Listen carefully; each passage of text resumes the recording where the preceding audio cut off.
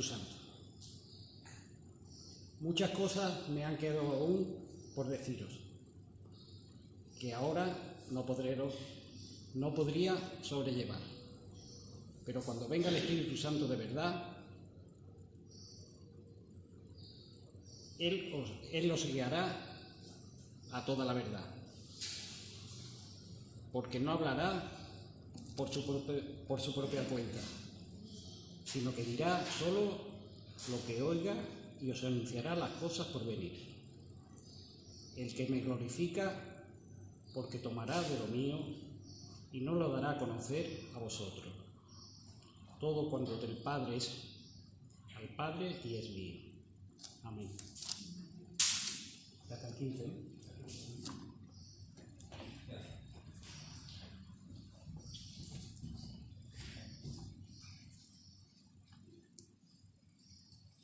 Del mismo modo que el domingo pasado celebramos Pentecostés, la venida del Espíritu Santo y la puesta en marcha de la Iglesia cristiana, hoy es el domingo de la Trinidad.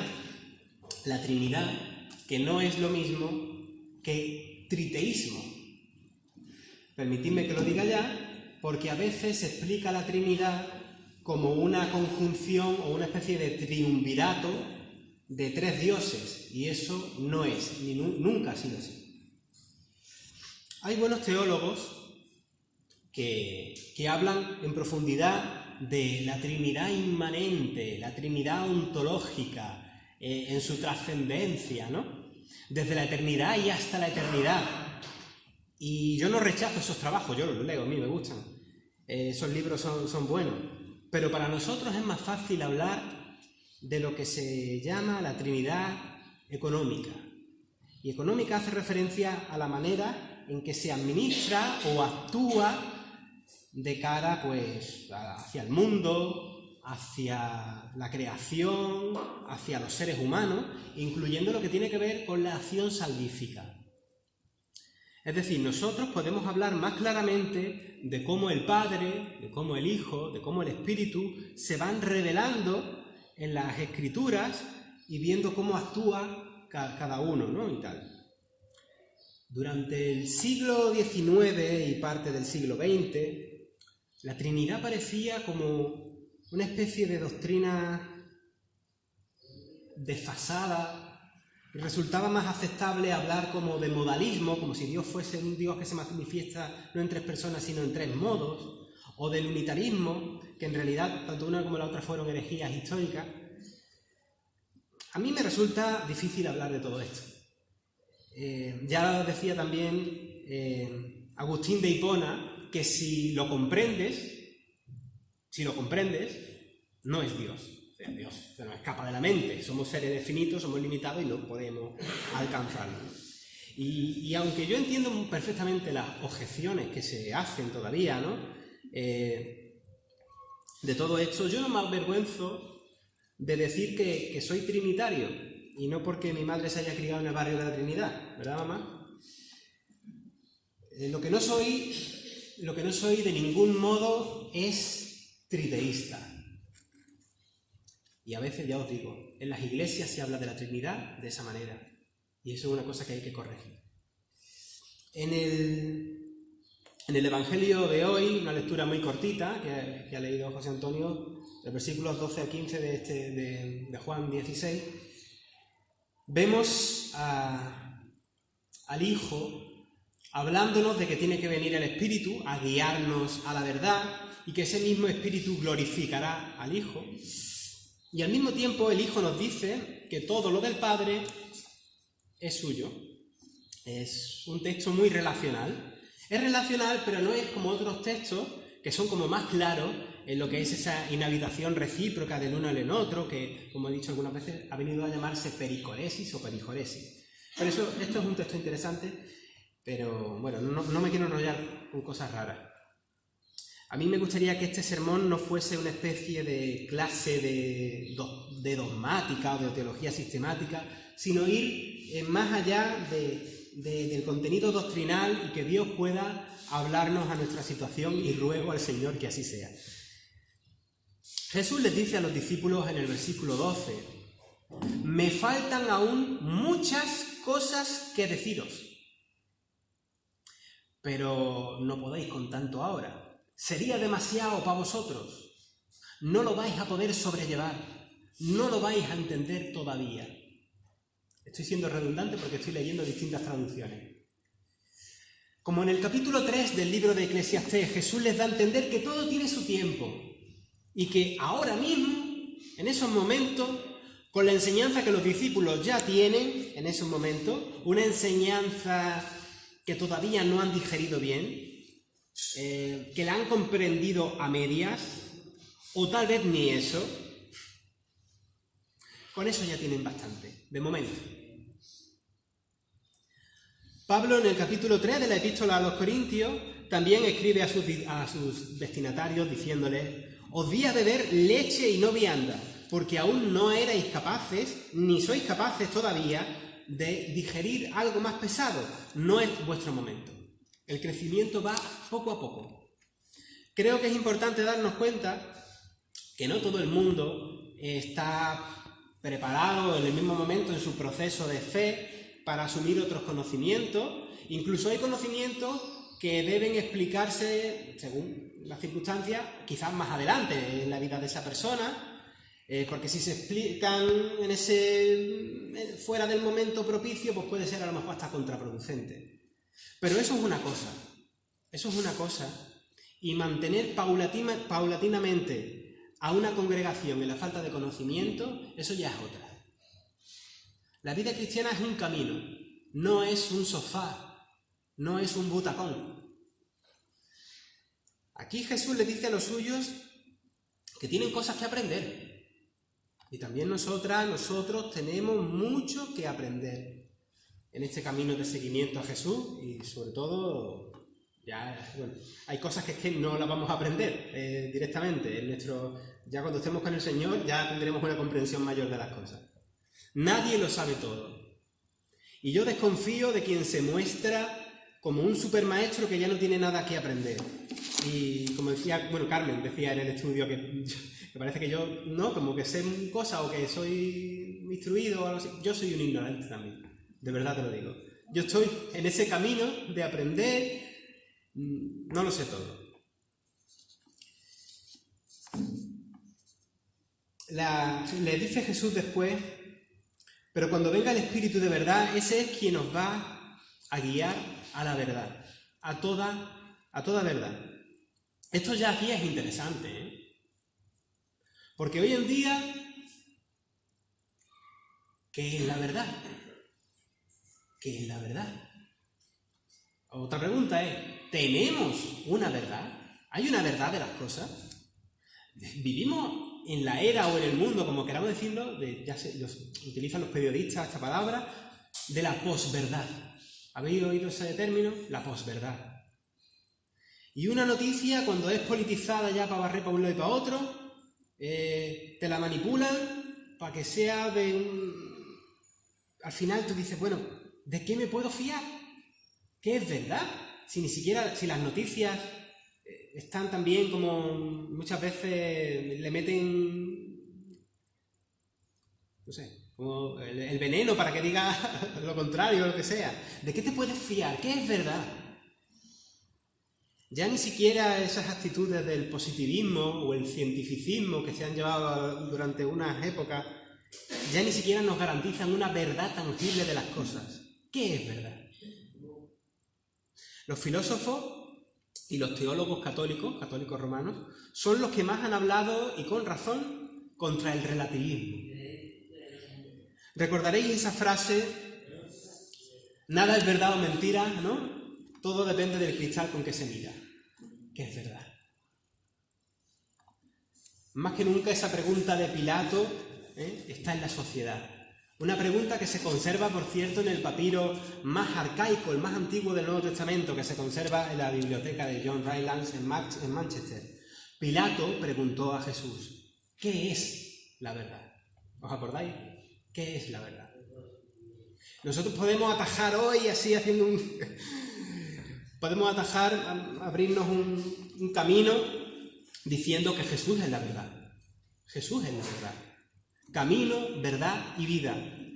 Pero en el fondo sigue siendo necesario tener esa pregunta, ¿vale? Si Jesús es la verdad, ¿qué es la verdad? De momento también podemos decir que nosotros, los occidentales, estamos más relacionados con la idea griega de verdad, como algo que se desvela, ¿no? Y de eso también hay en el Nuevo Testamento, cuando se habla de la verdad, de algo que se da a conocer. Y también hablamos de la realidad de Dios como realidad eterna y trascendente, santa, que todo lo sabe. Pero es más importante todavía ese sentido quizá más primigenio en la mentalidad hebrea,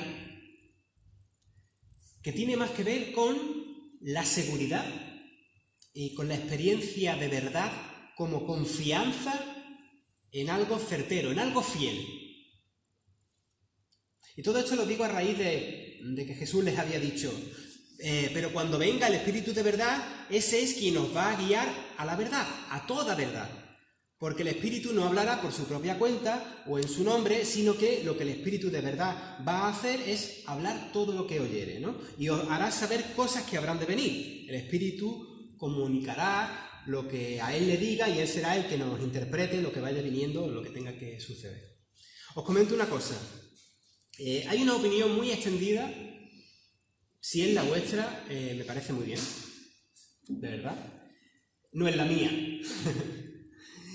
Gracias a Dios aquí se puede dialogar y compartir impresiones abiertamente y aprendemos todos de todo. Pero hay una opinión que dice que esto de que el Espíritu guía a toda verdad se lo está diciendo únicamente a aquellos discípulos y está relacionado con lo que encontramos en Juan 14:26, que dice: «Mas el Consolador, el Espíritu Santo, a quien el Padre enviará en mi nombre, Él os enseñará todas las cosas y os recordará todo lo que yo os he dicho». Y según esta opinión que enlaza estos dos textos, se piensa que esta acción de recordar del Espíritu Santo a aquellos discípulos solamente es únicamente para que se pudiese escribir en aquellos años, poco a poco, el Nuevo Testamento, que lógicamente pues todavía no estaba escrito. No es mi opinión. Pues como vemos en otros pasajes, en Romanos 8:14 o Gálatas 5:16 y 18, en realidad, aunque es verdad que el Nuevo Testamento lo tenemos gracias al Espíritu, gracias a Él, ahí no tengo yo ninguna discrepancia, creo que la referencia es más amplia en realidad. Y se trata de que la guía misma del Espíritu está en nuestra propia vida. El Espíritu nos da discernimiento continuamente, también en el siglo XXI. No solamente para que aquellos discípulos pudiesen escribir el Nuevo Testamento, también hoy nos guía a la verdad. El versículo 14 dice Jesús en este versículo que el Espíritu Santo le glorificará. La función del Espíritu Santo, dentro de lo que decíamos antes, de esa economía, es decir, de esa actividad de Dios hacia el mundo, no es glorificarse a sí mismo, sino a Jesucristo. Puntualizaba una nota de la antigua versión de la Biblia de Estudio del Mundo Hispano, que glorificar significa aquí revelar a la persona. El Espíritu tiene que dar a conocer, dar testimonio del Hijo. El Espíritu no habla por su propia cuenta, sino que toma de lo del Hijo y lo da a saber, guiando hacia la verdad. El Espíritu Santo refleja e ilumina lo que Jesús dijo y lo que Jesús hizo, y digo más, y lo que Jesús sigue haciendo por medio de él, ahora. Se podría decir que quizá uno de los atributos del Espíritu Santo es la humildad, porque no se glorifica a sí mismo, sino a Cristo. Pero no solo el Espíritu, sino también el Hijo, según Filipenses 2, no estimó el ser igual a Dios y tomó forma de siervo. Quizá la humildad está en la propia Trinidad. El Espíritu Santo no busca su propia glorificación, busca la de Jesús. Está empeñado en darlo a conocer y darlo a entender. Y por su parte, Jesús mismo estuvo empeñado también en dar a conocer al Padre y hacerlo familiar al lenguaje de la gente común o al lenguaje de la humanidad. La misión de Jesús es hacer lo que el Padre le había mostrado y mandado hacer según este mismo Evangelio en Juan 5, 19 y 30. No puede el Hijo hacer nada por sí mismo, sino lo que ve hacer al Padre, porque todo lo que el Padre hace, también lo hace el Hijo igualmente. Y el versículo 30, no puedo hacer nada por mí mismo, según oigo, así juzgo, y mi juicio es justo, porque no busco mi voluntad, sino la voluntad del que me envió, el Padre. En Juan 1,18 se dice estupendamente, a Dios nadie le vio jamás, el unigénito Hijo que está en el seno del Padre, Él le ha dado a conocer. Jesús estuvo entre nosotros para enseñarnos al Padre. Cuando Jesús va terminando ya su ministerio, vemos en Juan 17,4 que Jesús ora al Padre diciendo, yo te he glorificado en la tierra, he acabado la obra que me diste que hiciese. Y continúa, ahora pues, Padre, glorifícame tú al lado tuyo con aquella gloria que tuve contigo antes que el mundo fuese, como en el texto que hemos leído antes de la sabiduría, en Proverbios. Son textos muy trinitarios. Pero lo interesante es ver cómo Jesús anduvo glorificando al Padre, revelándolo, dándolo a conocer. Y ahora el Espíritu hace lo mismo respecto con el Hijo, ¿no? Respecto al Hijo. La cosa está en que el Espíritu no lo hace solo. Lo hace desde ti y desde mí. Somos participantes en toda esa escena de la revelación y de la salvación de Dios en la historia. Nosotros no somos espectadores sentados en la silla o en las butacas de un teatro que se sientan a ver una función, ¿no? Que se sientan a ver cómo Dios actúa haciendo los distintos papeles, los distintos roles, sino que nos hace participar. En todo caso sería más bien como esos teatros modernos, no sé si habéis estado en alguno, donde los actores interactúan con el público y el público ya deja de ser público y se convierten también en algo así como participantes de la propia obra. Por cierto, aunque es otro tema, así también deben ser nuestros cultos dominicales. Aquí nadie es público. Aquí somos participantes de la alabanza comunitaria, pero no público. Nosotros no venía a verme a mí. Hay cosas mejores que verme a mí. No somos públicos, somos comunidad de fe. También sería interesante ver, como tenemos en los versículos 22 y 27 de Juan 5, que el Padre, que es el creador y soberano del universo, o vete a saber, o de los multiuniversos, o de lo que haya por ahí creado, de todo cuanto exista, ¿no? Como dice el credo, ¿no? Ha dejado todo el juicio a su Hijo. Y en los versículos 34 y 35 del capítulo 3, vemos que el Padre le muestra todo al Hijo y todo lo deja en su mano, dándole el Espíritu sin medida. Y podría seguir con textos de este estilo, pero de verdad no quiero dar una clase de teología. Aunque no tengamos mentalmente una buena idea organizada, a lo mejor sistemática, de lo que es la Trinidad o de lo que significa, en realidad difícilmente podríamos tener una relación con Dios que en realidad no pasase por las tres personas de la Trinidad, ya que las tres bien relacionadas reflejan o enseñan lo que es el Dios que se nos da a conocer y que se despliega en un acto creador y en un acto salvador. Padre, Espíritu e Hijo tienen una misma voluntad, un mismo objetivo. Aquí no hay como rastros de politeísmo. No son como ese monstruo de dos cabezas. No sé si habéis visto Barrio Sésamo, un monstruo que están los dos pegados con dos cabezas, ¿no? Y uno quiere hacer una cosa y el otro quiere hacer otra y están luego dándose mamporrazos el uno al otro porque no se entienden entre ellos. Son incapaces, ¿no? de vivir en sí mismos. Y no hay conflicto de voluntades egoístas entre dioses celosos unos de los otros, porque no es eso. Dios es uno, es otra cosa. Por eso decía que yo no soy triteísta, me niego a ser triteísta. Y en eso de su voluntad, en un Dios tan complejo, tan trascendente y difícil de entender en nuestra mente, un Dios que se nos escapa de la comprensión de un modo amplio, como decía lo de la cita que decía antes de Agustín de Hipona. Si lo comprendes, entonces no es Dios. En un Dios así, ¿no? Pero en eso de su voluntad, como digo, de su objetivo, estás tú.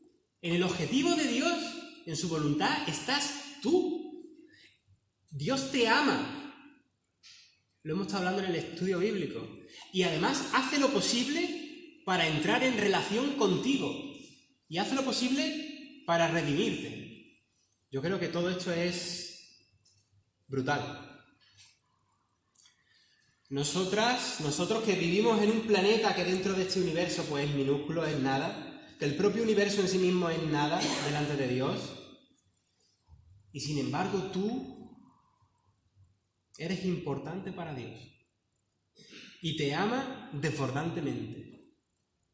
Tanto que, como decíamos la semana pasada, ha puesto en ti su espíritu y te llama hija e hijo o hijo. Qué tremendo, ¿no? Qué grande es esto. Pero que eres tú, que soy yo en este universo. Y yo ya con esto tengo el sermón de aquí a 30 años y a otros 30 más. ¿Qué voy a decir yo delante de esto, de este amor tan profundo? Dios en su totalidad te ama y hace de todo por ti, desplegando ese plan de salvación que nos aupa de esta existencia a otra existencia redimida, reconciliada, ponle la palabra que le quieras poner.